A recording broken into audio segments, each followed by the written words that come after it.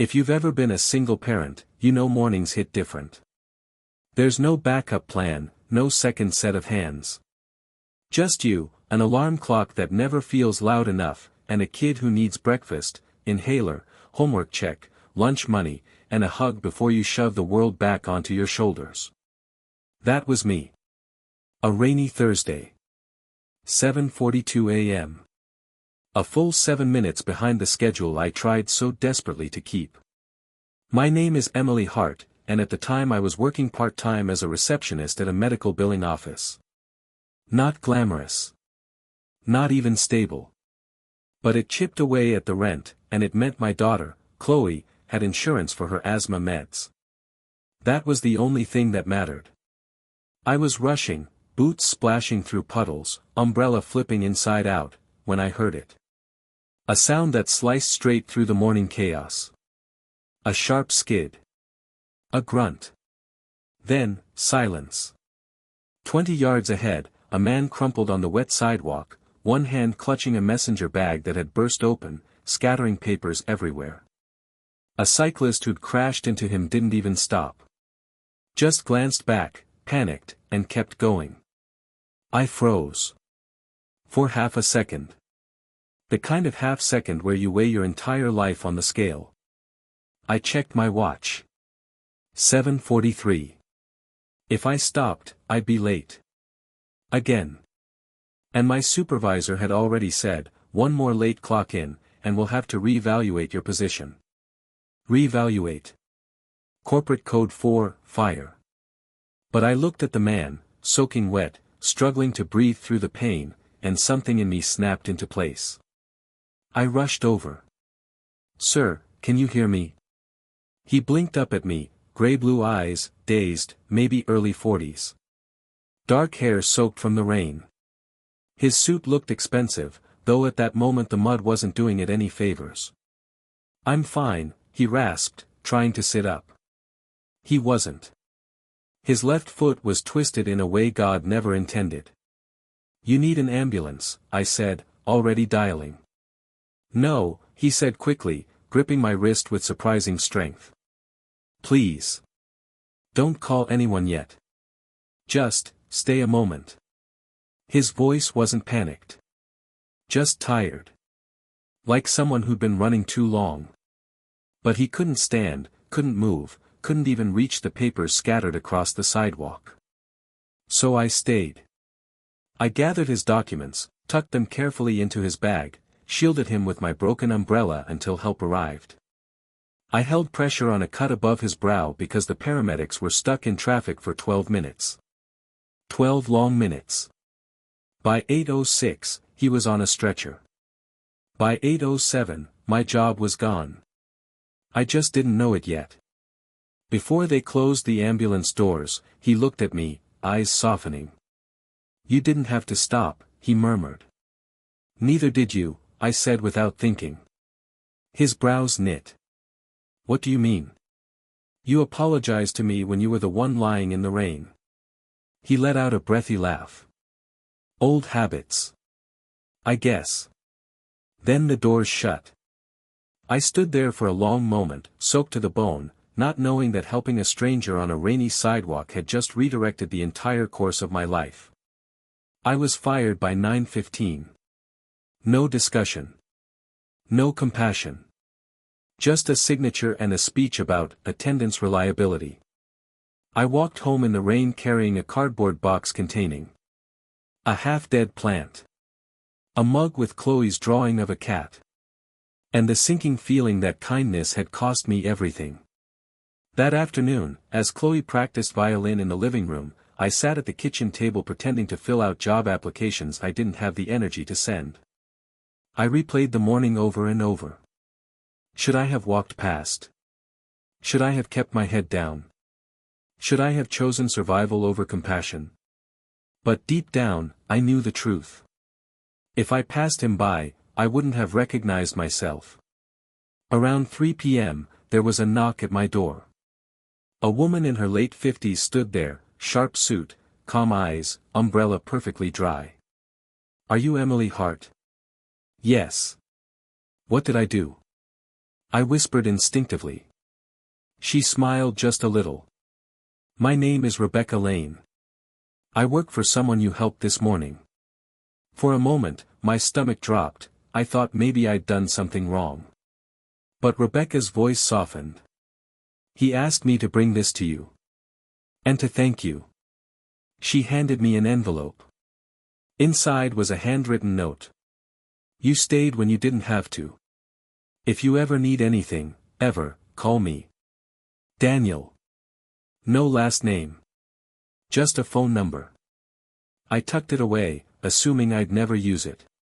But life has a way of cornering you until you reach for a lifeline you once thought you didn't deserve. 1 week later, after 32 job rejections, an overdue utility bill, and a daughter whose medication refill date was circled in red on my calendar, I called the number. A voice answered instantly. Emily. It surprised me. You saved my number. I've been hoping you'd call. There was something in his tone, not flirtation, not obligation, but genuine concern. I didn't want to bother you, I said. You're not bothering me, he replied.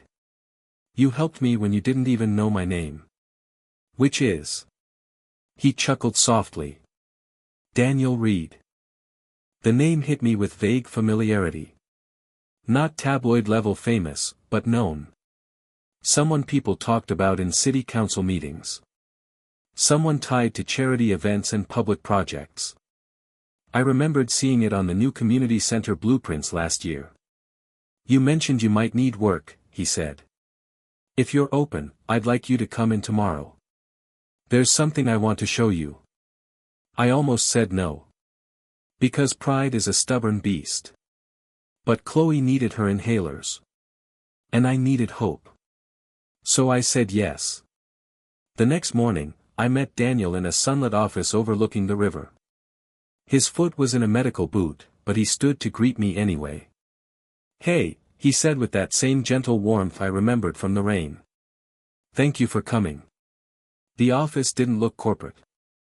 No plaques. No boardroom smell. Just shelves of books about community development and social change. What exactly do you do? I asked. He hesitated. Then took a breath. I'm building something. Quietly. It's not public yet. But after last week, I realized I'm missing a voice at the table. He motioned for me to sit. For the past 2 years, I've been trying to create a national fund to support single parents, especially those dealing with medical costs or unstable work. But every time we got close, something felt off. Off how? Because everyone advising me came from privilege, he said simply. People who mean well, but who have never held their breath at a pharmacy counter. My throat tightened. Then you walk into my life, he continued. Not with a pitch. Not with a resume. But with compassion. And I realized. I've been missing someone who actually understands what we're trying to fix. He paused. Then. I want you to help lead this initiative with me. I blinked at him. Me? Yes. You. But. I don't have a degree in nonprofit management. Or finance. Or anything fancy. I don't need fancy, Daniel said. I need real. He slid a folder toward me. Inside. A job offer. A salary triple what I ever made. Full medical coverage for dependents. Training programs. And a title, Program Director, Reed Foundation for Single Families. My hands shook. Why would you trust me with this? Daniel exhaled a slow, almost vulnerable breath. Because you saved me that morning, he said softly. Not my ankle, me. He looked down at his hands. That day, I was on my way to shut the whole project down. I thought it didn't matter. That no one cared. That helping people was a losing fight. He looked up again. But when you knelt beside me in the rain, you didn't know who I was. You didn't know what I had. You just helped. And for the first time in months, I believed in the project again. Silence filled the room. Then he added. I don't think you saved me by accident. I swallowed hard. Because I realized something too. Helping him didn't ruin my life. It redirected it. Redirected it toward something meaningful.